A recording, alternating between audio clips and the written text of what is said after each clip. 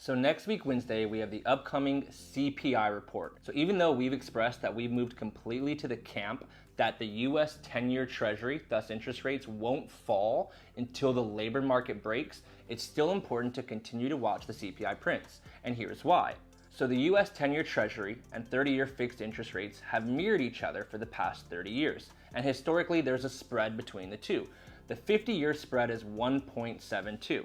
And what I mean by spread is just the difference between the US 10-year Treasury and 30-year fixed interest rates. So if we take 6.89, which is the 30-year fixed interest rate as of today, and the US 10-year Treasury, which is currently 3.79, and subtract the two, we get a basis point spread of 3.11.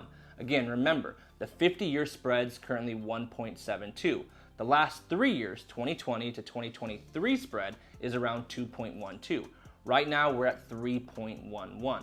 The reason why our spread is so high compared to years past is because inflation.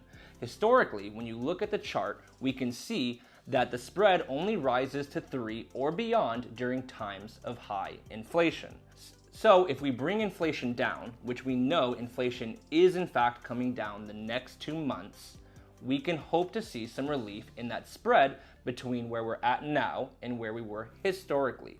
So again, let's look at that. Right now, if we use the historic spread and we take the US 10-year Treasury and we add 1.72, that historic spread, interest rates would be around 5.5.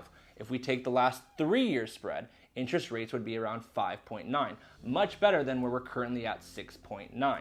So we have to continue to watch the CPI report, because if CPI comes down, and if it will come down enough to where the Fed stops hiking rates, we can hope to see that spread lessen and can hope to see some lower interest rates in our near future. But again, I want to highlight, we do not expect the 10-year Treasury to fall until that labor market breaks, but CPI is equally important because CPI will lower that spread, bringing some relief to us all. Stay tuned for next week when we have both the CPI print and the Fed meeting next week to evaluate.